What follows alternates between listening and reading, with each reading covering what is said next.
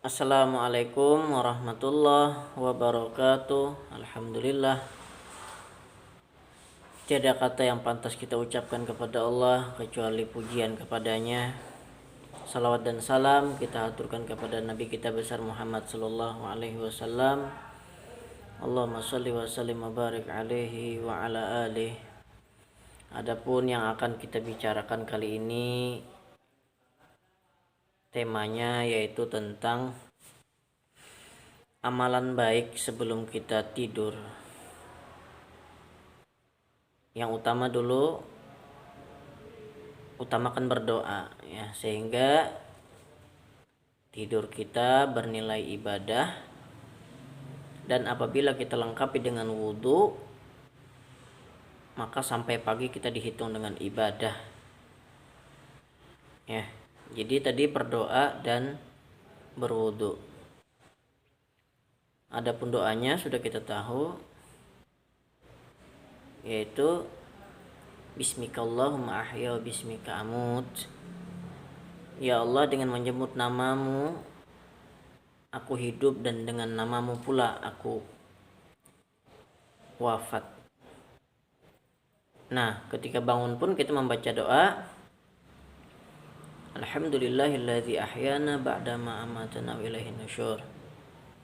Alhamdulillah, segala puji bagi Allah yang telah menghidupkan kita setelah kematian sementara kita. Kematian sementara itu adalah tidur ya. Maka tidur kita pun dinilai ibadah. Itulah untungnya orang-orang beriman, aktivitas kesehariannya bukan hanya bernilai dunia tapi juga bernilai akhirat, menjadi pahala di sisi Allah Subhanahu wa taala. Jadi setelah membaca doa tadi, alangkah baiknya kita membaca surah 4 kata orang itu ya, yaitu surah Al-Fatihah, Al-Ikhlas. Kalau bisa Al-Ikhlas itu 3 kali. Karena kata Rasulullah, wahai Siti Aisyah, janganlah engkau tidur kecuali engkau telah membaca Al-Quran, 1/4 Al-Quran. Ketika ditanya oleh Siti Aisyah, ya Rasulullah, begitu banyak kalau saya harus mengaji 1/4 isi Al-Quran. Kata beliau, cukup membaca surah Al-Ikhlas 3 kali, itu pun sudah setara nilainya 1/4 isi Al-Quran. Insya Allah. Yang penting benar bacaannya ya, hurufnya benar diucapkan. Kemudian Al-Falaq gunanya untuk menghindari kita daripada sihir ya.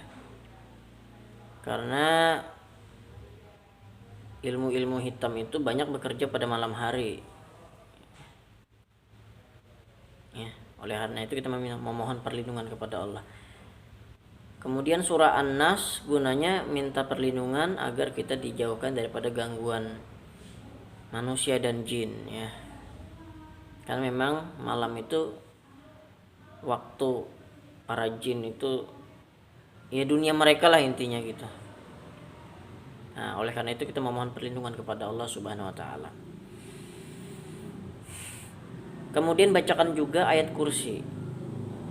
Karena ada sebuah riwayat yang mengatakan pernah dulu terjadi ya, sahabat Rasulullah menjaga kurma, dagangan kurma. Akan tetapi setiap malam selalu saja ada yang mencuri kurma tersebut. Sampai suatu ketika sahabat tadi berinisiatif untuk menjebak pencuri tadi, pencuri kurma tadi. Akhirnya kedapetan. Ternyata dia adalah seorang kakek tua. Sebenarnya yang menjadi kakek tua tadi adalah jin, karena zaman dulu itu jin itu tampak ya, bisa berwujud. Ketika ditangkap, karena kasihan dilepas. Ternyata mengulang lagi sampai ketiga kali. Sampai ketiga kalinya orang ini tidak bisa lagi diberikan kelonggaran ya. Akhirnya mau ditangkap dan dilaporkan kepada Rasulullah Sallallahu Alaihi Wasallam. Ternyata kata Rasulullah, orang yang engkau tangkap itu adalah bukan manusia tapi jin. syaitan ya atau iblis. Nah, lalu iblis tadi yang menyerupai manusia tadi berkata sama Rasulullah, "Wahai Rasulullah, jika engkau melepaskan saya akan memberikan satu amalan yang sangat ampuh untuk melawan kami para kaum iblis." Ditanyalah oleh Rasulullah, apakah itu? Yaitu bacalah ayat kursi sebelum tidur. Jadi ini luar biasa ini. Iblis memberitahukan kelemahannya sendiri kepada Rasulullah. Kami tidak bisa mengganggu manusia yang dia membaca surah Al-Baqarah, itulah surah Al-Baqarah ayat terakhir, yaitu dalam bahasa kita ayat kursi, sebelum dia tidur maka aku tidak bisa mengganggunya. Nah, jadi tadi surah Al-Fatihah, Al-Ikhlas, Al-Falaq, An-Nas, ayat kursi. Setelah itu ditiupkan ke tangan, lalu seperti kita menyelubungi tubuh kita. Nah, jadi dari kepala sampai kaki kita selubungi. Insya Allah dipelihara oleh Allah ketika dia tidur. Kemudian lagi kita tidur seperti posisi Rasulullah tidur, ya, ke arah kanan, kalau bisa menghadap kiblat. Jadi meskipun nanti kita tidur posisinya berubah, tetap kita dinilai mengerjakan pahala sunnah. Jadi yang dinilai itu ketika kita mengerjakannya saja. Ketika kita tidur kita terlentang, mungkin arahnya berubah, itu tidak jadi masalah. Yang penting ketika kita mau tidur arahnya sudah menghadap kepada kiblat sebagaimana Rasulullah tidur, itu pun sudah mendapatkan pahala sunnah. Kemudian lagi apalagi amalan yang baik sebelum tidur, yaitu memaafkan kesalahan makhluk-makhluk Allah yang bersalah kepada kita. Jadi siapapun yang berbuat salah kepada kita, alangkah baiknya segera dimaafkan meskipun dia belum sempat meminta maaf. Itu adalah semulia perbuatan, ya, perbuatan hati yang paling mulia, memaafkan kesalahan siapapun yang berbuat salah kepada kita. Nah, tetapi apabila kita yang berbuat salah kepada orang lain, ya segeralah minta maaf. Jangan sampai kalau bisa berhari-hari ya kita berbuat salah kepada manusia tapi tidak segera kita minta maaf. Gitu. Jadi amalan yang baik adalah memaafkan kesalahan makhluk-makhluk Allah. Itu lebih mendamaikan hati. Ya. Tidak meresahkan hati dan kita menjadi bahagia. Sehingga tidur kita akan menjadi tidur yang berkualitas, tidur yang nyenyak. Karena terkadang ada juga yang tidur tapi ketika siangnya tetap dalam keadaan posisi mengantuk. Sedangkan kita hidup ini harus terus berjalan, ya.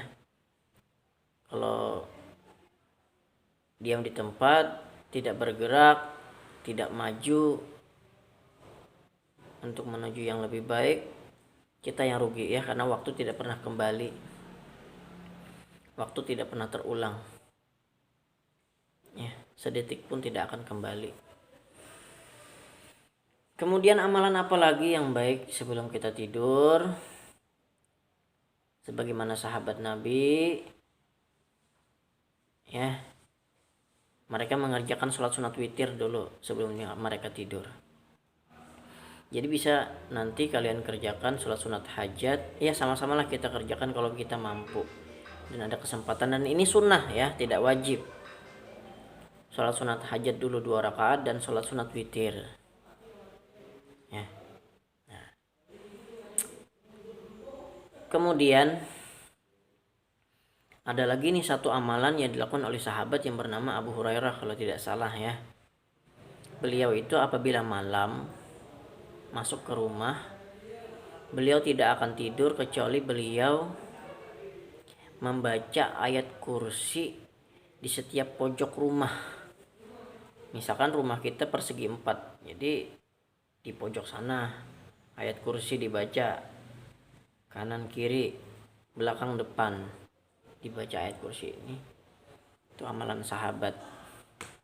Ya, tidak lain kecuali untuk mengharap keridhaan Allah Subhanahu wa taala dan kita mendapat perlindungan kepada Allah. Insyaallah, amin. itu dulu untuk tema bahasan ini. Semoga bermanfaat buat diri saya dan semoga dapat mengerjakannya dan kalian juga. Insya Allah mudah-mudahan berkah ya. Amin ya rabbal alamin. Terima kasih. Wassalamualaikum warahmatullahi wabarakatuh.